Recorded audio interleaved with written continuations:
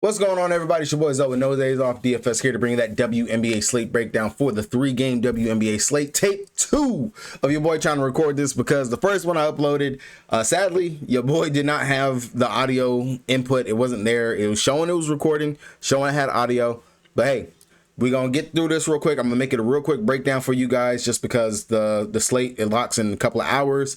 I got my breakdown. I'm working on it. I legit finally got to stop working on this so I can go ahead and record this video again for you guys. If you guys don't know, I'm sorry. As soon as I saw it, I couldn't redo it. My wife was working. We share an office, and when she's on calls, I can't really be in here making a whole bunch of noise. So gonna get through this real quick for you guys. If you guys are new here, make sure you guys hit that subscribe button so you guys don't miss any of the content your boy drops over here on the channel, and drop a like on this video if this video or any of my other videos or content help you guys win some money. If you guys are looking for my WNBA DFS breakdown, which as you guys can see, currently working on it right now. It includes the injury news, any trends that I'm noticing and stuff for the games after going through doing the research on it, DFS plays in regards to the plays that I'm actually on, just like what I'm about to talk in a second, going over, and then down the bottom I actually started to include prop plays, which have actually been doing pretty well. So definitely check that out if you guys have not done so already. All right, so head on over to DraftKings, the site I play the most on the site. If you guys don't got an account, you want one, check the link down in the description below so you guys get that deposit match bonus to join your boy over here on the King. But before I even go ahead and get into that, let me do the injury report. For the Sparks, no news. Brink, she's practicing. She's going to be back soon. For the Connecticut Sun, Marina Mabry, she's expected to be back today. So that's going to mess with some lineups. We don't know if she's going to start or not. We will find it out later on.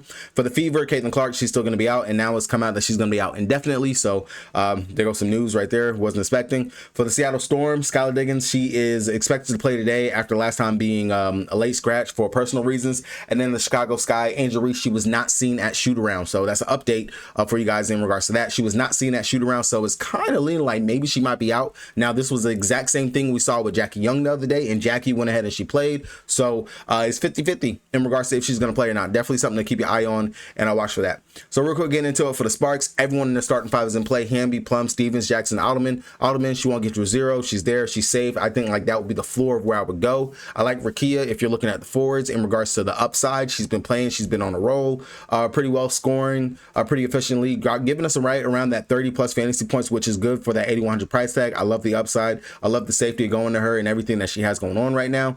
Stevens and Hamby, that's where you got to make the decision. Last game, Stevens, she went out there, she crushed. She had a great day. Hamby, it was kind of middle of the pack, the flourish right there. Doing some research, looking at it. They actually haven't really been giving up too many points to opposing forwards, but it's actually the centers and stuff that we're seeing actually take off and have those decent games. So that kind of would lean more towards Azurá Stevens again, which makes sense why she was able to pop off in that last game going up against them. So I have no ape grape complaint going right back to Stevens for her. She's been pretty efficient over the last couple games, knocking down that 3-ball, shooting it lights out and stuff like that. So definitely can go there between the two, but Hamby, she will be the GPP option in this situation to me when it comes down to it.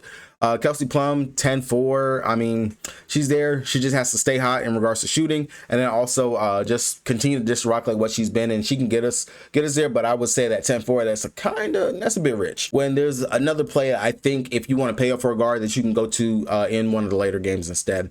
On the Connecticut Sun side of things, with Marina Mabry being back, I kind of have I don't have any true interest in LeCann, Hartley, Sheldon, none of the guards over there, just because it's going to be a shakeup in regards to her coming back. The usage, the role, the rotations, all that stuff is going to change for the guards is how I see that.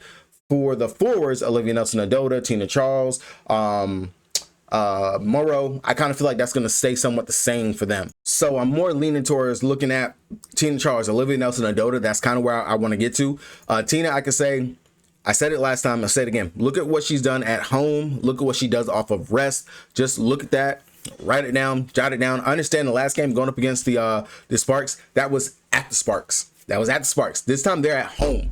Again, I mean, I'm not going to shy away from it. Tina plays better at home, point blank, period. I definitely wouldn't mind paying for Tina on today's slate. It makes sense. Now, if I got to choose between playing Tina Charles or play Azurá Stevens, I ain't gonna lie, I would go Azurá over Tina when it comes down to it between the two.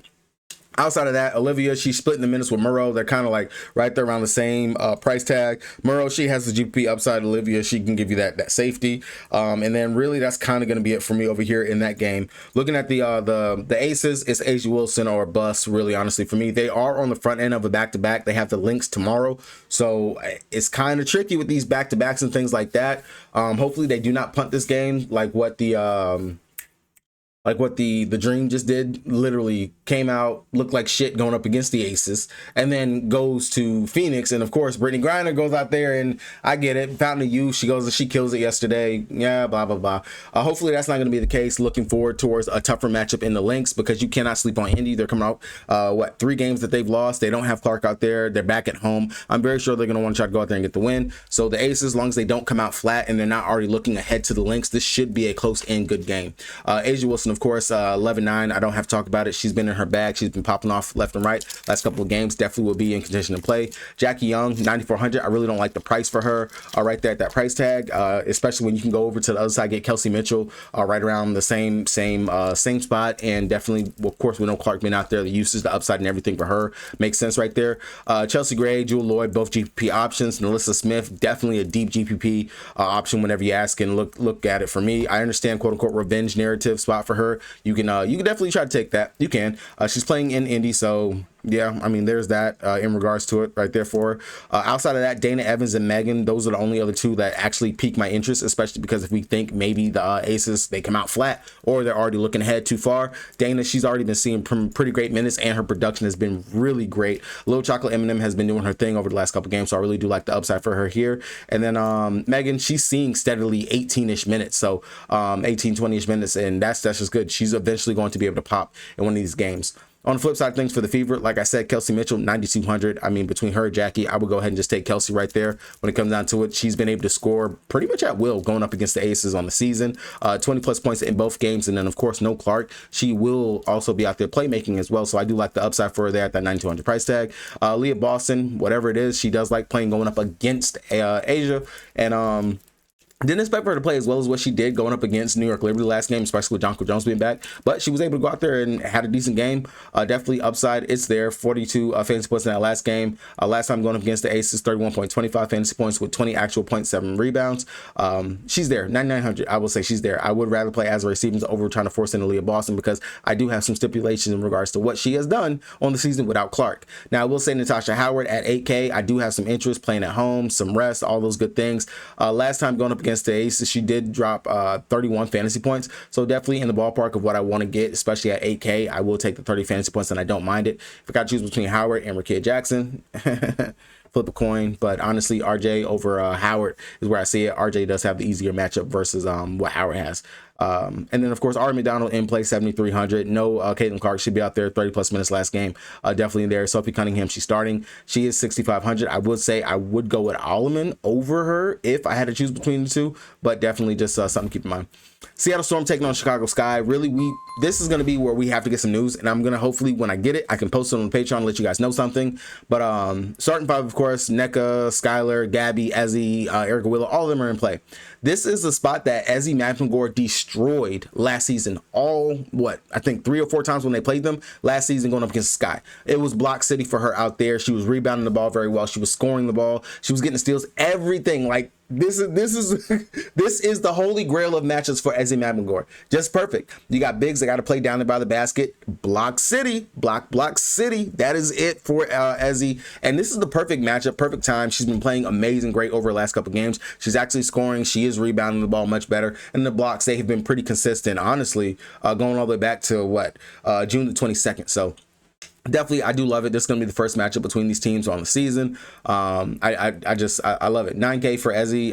It's the perfect timing. I understand it. I wish that she was back down to 8K range. It would definitely make it a better spot for her in regards to price wise, but I still don't mind getting to her right here in this position. Gabby, 9,700. Of course, I'm never going to speak bad about Gabby.